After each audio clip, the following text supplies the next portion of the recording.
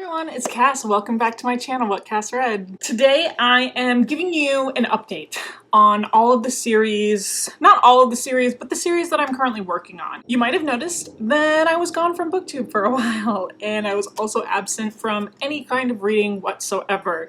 And that's because if you haven't seen my, I guess I'm gonna call it my 2021 book haul. If you haven't seen my book haul, I'll go ahead and leave a link for you, but that's because I had a baby this last year. Wow, that impacted my reading a lot.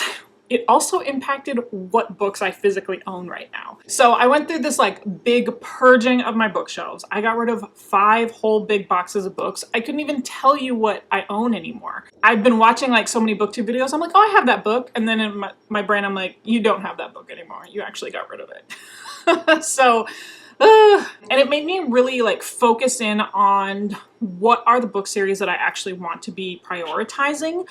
BookTube changes you. I don't know if you all experience this, but I definitely experienced this, where I used to be able to start a series and then binge it and then finish it. And now all of a sudden I'm in the middle of like 30-some book series. That never used to happen. And I'm forgetting a lot of information, and I want to get back into knocking out book series, completing them, getting them off of my TBR, and just having that information like really fresh in my mind, because some of the book series that I'm about to talk about, I feel like really suffered from this like BookTube phenomenon of like starting a bunch of stuff. There's definitely going to be some series in here that I'm kind of done with. There's 2 book series that are completely safe. They're completely safe. There's no way I'm not going to finish these. And the first one being the Stormlight Archive, written by Brandon Sanderson. I actually just finished Words of Radiance this year already.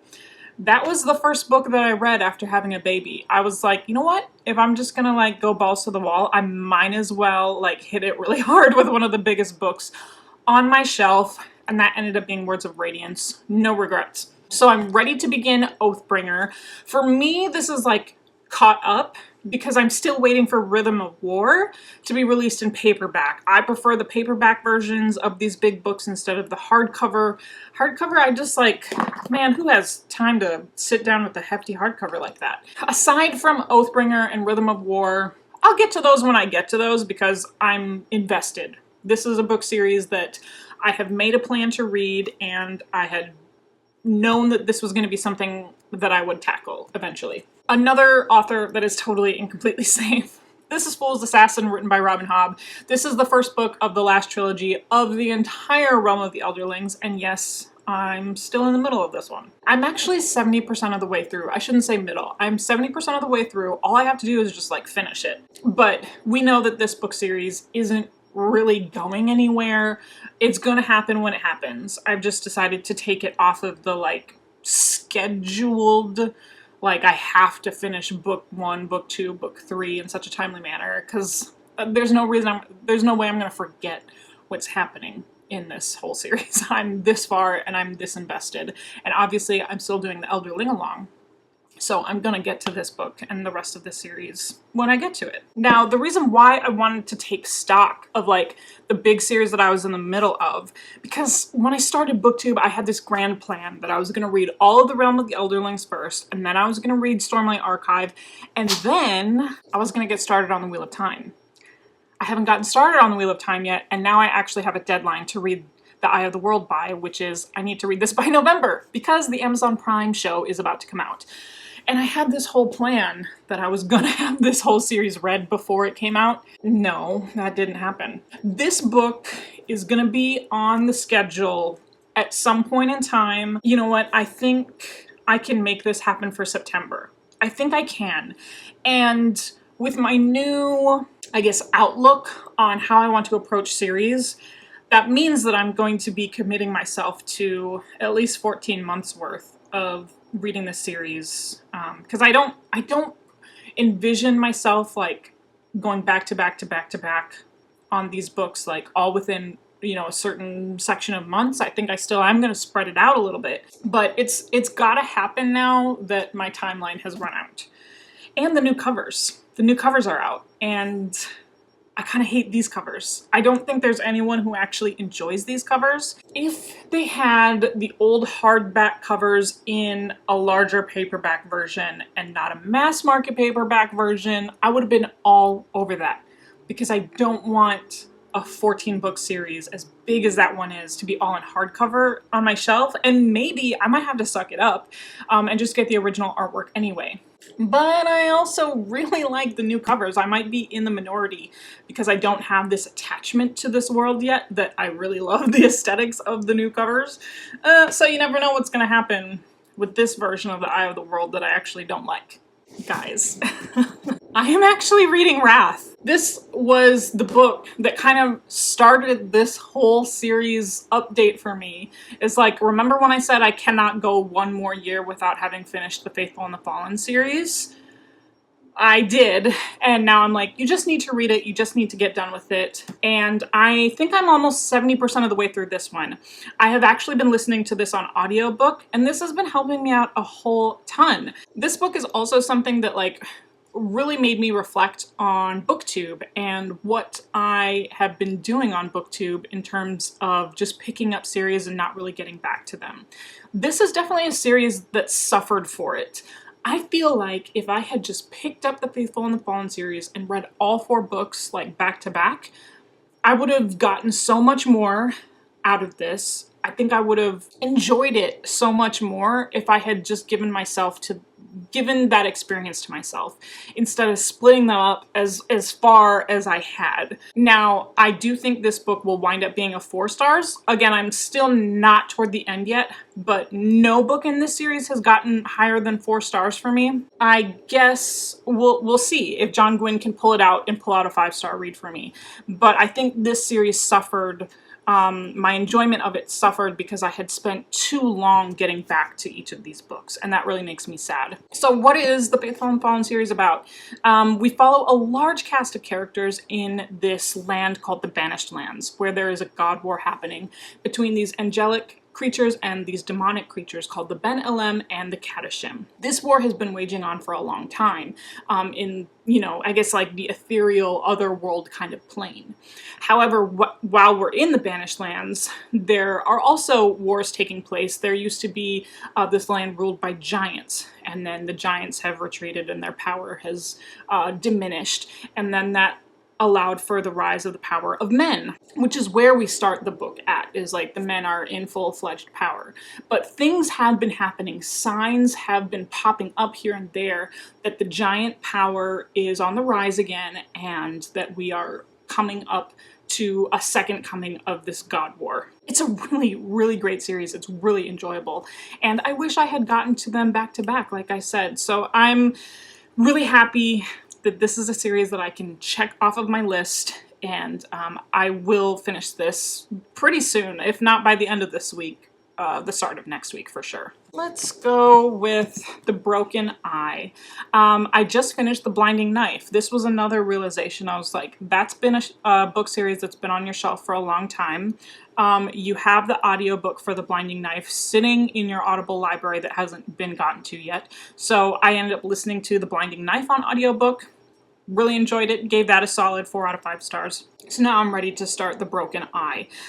So when my Audible subscription renews and I get another credit, then I'll go ahead and purchase The Broken Eye and begin listening to that sometime this month. So this is book number 3 of the Lightbringer series. Once I finish this one, there'll be 2 more books in this series, and then this is another big series that I can cross off of my list. This is a world where color magic reigns supreme. The magic users in this continent can draft colors. So some of them have the ability to draft 1, some of them can draft more than 1, and each different color on the color spectrum has some type of different power associated with it. There's one figure in this entire world called the Prism, where they're actually able to wield the power of all of the colors. Now, at the start of the first book, which is called The Black Prism, we are at the end, like 16 years post this huge war called the Prism's War, where 2 brothers who were found to have the power of the prism went to war with one another, and now we're living in this like post-war age. So like, what are things that are happening? What are the things that are happening among the powers? What's happening with the power of the prism, etc.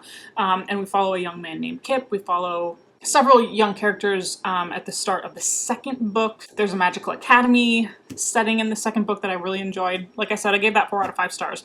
So I'll be continuing on with this series moving forward. A book series that I am also working on, and I think we'll see if I end up continuing on with this one.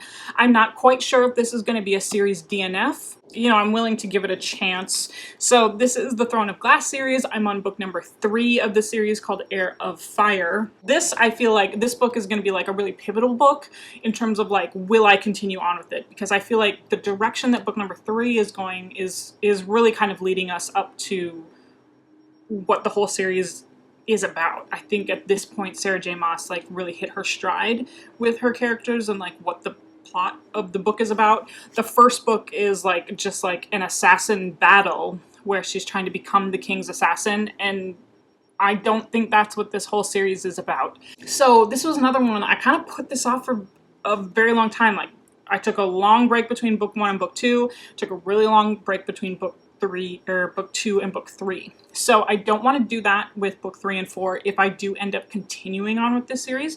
But for now, I am enjoying it. I've just been really slow to read it. This is one that I'm trying to read a physical form. Physical books are just not working for me right now. This book I do plan on finishing this month. If I can finish Heir of Fire, then I'll finish this book. So this is Stephen King, End of Watch. This is book number 3 of the Bill Hodges trilogy, so this is definitely going to be a series that I'll be able to check off of my list. This follows Mr. Mercedes and Finders Keepers, where we follow this retired detective, Bill Hodges, who starts his own agency. It takes place in the city of Chicago. It's very creep factor, and we return to a character in this book that had a really big impact in Mr. Mercedes. And I also heard that this one is like when some of Stephen King's like supernatural elements start coming into play, and it's less police procedural. The first book was pretty creepy. The second book was alright. I didn't hate it, but I preferred Mr. Mercedes for sure. So I'm really glad to get back to that like villain character inside End of Watch. So I do plan on reading this book this month as well, and then I'll be done with this trilogy. Okay, and then if I do get a chance to start on this on audiobook once I'm done with The Broken Eye and once I'm done with Wrath, then my next audiobook pick and my next series pick will be Calibans War, written by James S.A. Corey. This is book number 2 of the Expanse series. This is a series that my brother has been begging me to keep working on, and I did enjoy the first book, which is Leviathan Wakes. But I also felt like Leviathan Wakes could have been like a standalone if you really wanted it to be, which is why I haven't really felt the need to continue on with the series, but a lot of people really enjoy this whole series. So I did end up purchasing this on audiobook like a long time ago, and since it's just kind of been hanging out in my Audible library, I might as well get to this one soon. This is another like book pivot kind of situation where I'm not entirely sure if I'm going to continue on with the series, and this book will let me know. So this is kind of like the whole Expanse series is kind of riding on this one, unless people in the comment section tell me like, no, wait till this book or this book or this book. So let me know what you think about the Expanse series. Okay, what was Leviathan Wakes about? This was an ice miner crew. They are mining the rings of Saturn for water because as civilization has outgrown Earth, we've now expanded to Mars and we've expanded to the belt of Saturn. It's been really cool because you can see how the different planets or how the different systems that they're living in, whether it's the asteroid belt or whether it's Mars and Earth, have affected humans. So they're not all Earthlings anymore. We've got Martians, we've got the Belters. And in the midst of all of that, like interplanetary kerfuffle, there is a ship that found itself with some type of infection, and our main characters are caught in the midst of this infection. Someone was kidnapped, and it was this whole thing. So I did enjoy Leviathan Wakes. I think I gave that one 4 out of 5 stars. So yeah, I've had Calibans War on my shelf for a long time. So I think those are all the ones that I'm for sure planning on getting to in the month of August. And so you'll be able to see me work through all of those books in the series and try and get these off of my list. Now, a book series that I did complete this year, which was not hard for me to do at all. This is Crownbreaker, written by Sebastian de Castell. This is the 6th and final book of the Spellslinger series, which was Sebastian de Castell's take on young adult. Really enjoyed this series. This whole series follows a young man named Kellen, who is a mage in this tribe called the Jantep. And the Jantep are very powerful magical people, and they're so powerful that they actually don't really want to share their magic with other people. But this young man named Kellen is the son to this very powerful mage family, and he finds himself actually not able to wield magic at all, and that is a big problem. He goes through a lot of adventures. I don't want to get into too many spoilers because the first book really does just kind of like take off. But he goes through a ton of adventures, meets another type of magical group called the Argosi with his partner Farius Parfax. He has a squirrel cat partner, business partner, not friend, named Rikus. And 6 books. It was really great. I felt like the last half of the series, so books 4 through 6, so that was Soulbinder, Queenslayer, and then Crownbreaker, to be the better half of this whole series. If you are like on the fence at all about Sebastian de Castell and you find his writing style like really hard to read because it's first person and there's a lot of action, so there's a lot to keep track of, give the audiobooks a try. I promise you will not regret it. Joe Jameson does a great job. Now I need Sebastian de Castell's next upcoming book, Play of Shadows, like no tomorrow. I'm very excited for that book. So with all of those like series happenings, there's one series that I think I'm giving up on. I'm really sad about this, but that is the Witchland series. This is book number 3, Blood Witch, written by Susan Dennard. I did enjoy the first 2 books. Honestly, Truth Witch, great book.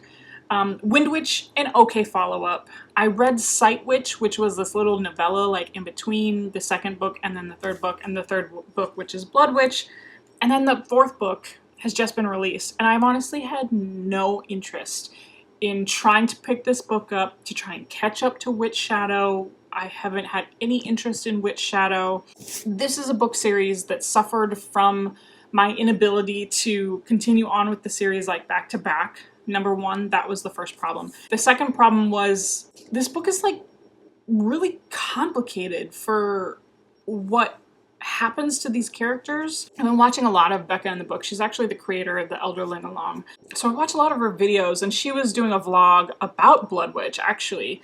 And her feelings and the way that she articulates like her issue with the Witchland series is like my exact issue with it, where there's actually so much like context and complicated things happening on the political side of this world, but we don't get a lot of explanation. And she said that even after book 3, there's still not a lot of explanation. The characters that we fall in love with, they're experiencing the events of what happened at the end of book 1 in different ways.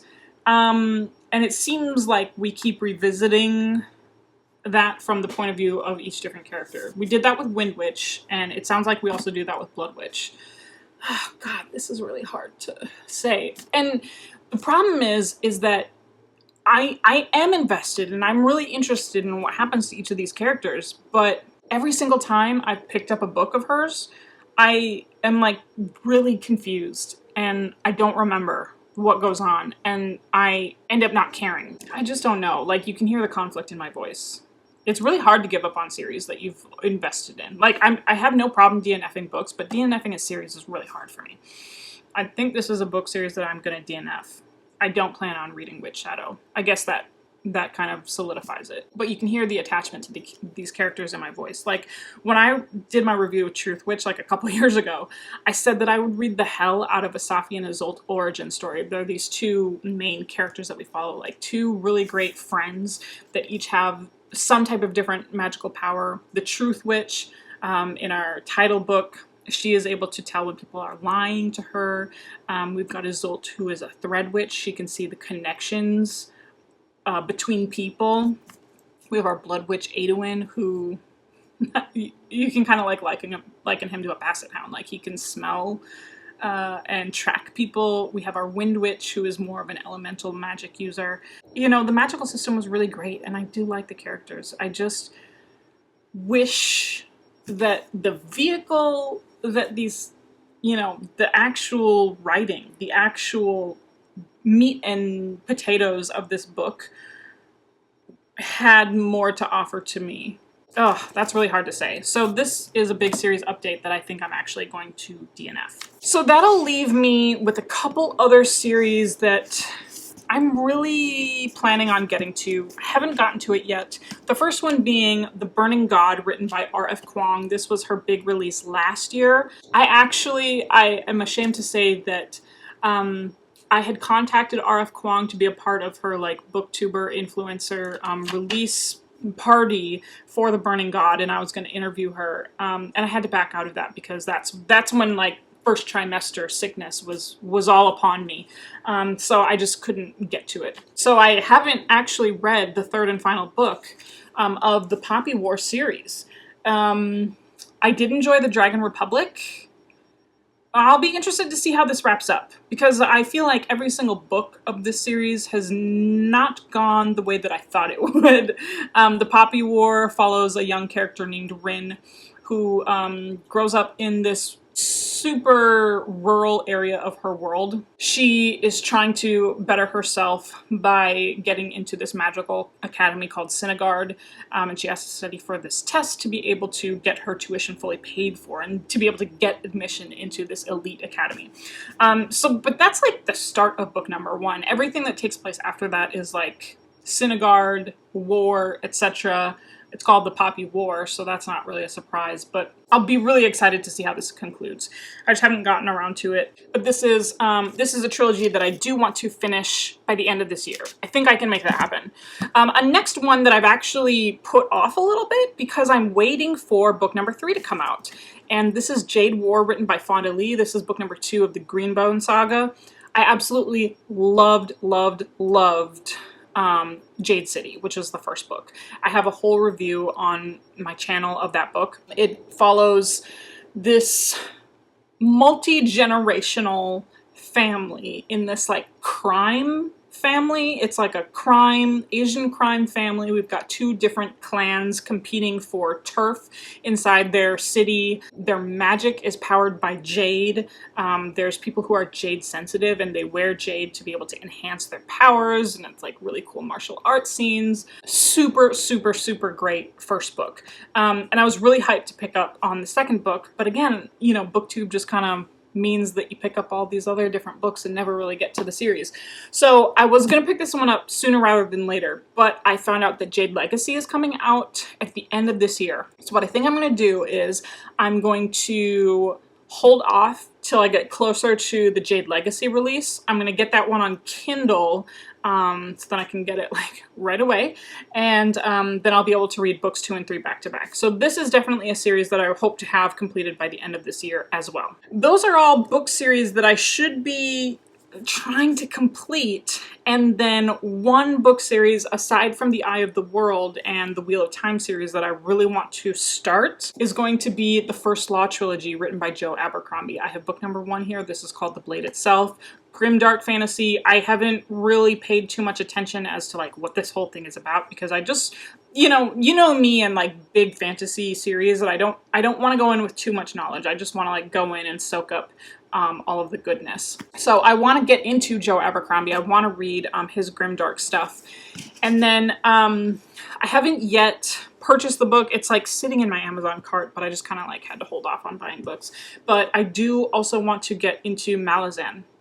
and I'm not sure when I should begin that one, because like, if I have Wheel of Time going on, do I have enough space in my brain for Malazan as well? For those of you who have completed both of those series or who are working on those series, let me know what you think. Let me know what you think about all of these. So these, I think, are going to be the priority stuff. There's still a lot of series on my shelves that I haven't gotten to yet, but I'm not trying to start new stuff. I'm really trying to finish old stuff, is the moral of this video. If you've made it this far into the video, thank you so much. Thank you so much for taking the time out of your day to catch up with me and catch up with the book series that I've been working on. Very chatty kind of video, but I've been gone for a while, so I felt like chatting with you and giving you an update. I am planning on starting a Patreon, so it's something that I have been like kicking around for a while. I've been humming and hawing for the last several years of like whether I should even start a Patreon, and I've decided that I would like to. So stay tuned for like the information and the release of all of that stuff. I have really thought about like how I want to like run a Patreon, and I'm really comfortable with what I've planned out for you all, so I hope that you'll join me. It feels really good to be back. I don't know about you, but it feels really good for me to be back here on camera filming and interacting again with the booktube community. So if you want to interact with me, feel free to follow me on Twitter and Instagram. That's where Twitter especially is where you're going to see the most live updates for me. If anything happens with my filming schedule with this baby, I'll be sure to let everybody know, so that way you're not wondering where I've gone. And then follow me on Goodreads so you can see what I've been reading. You get the most up-to-date reading updates there. And then of course, you know, like, comment, and subscribe. You know how these videos end. I'll talk to you later. Bye.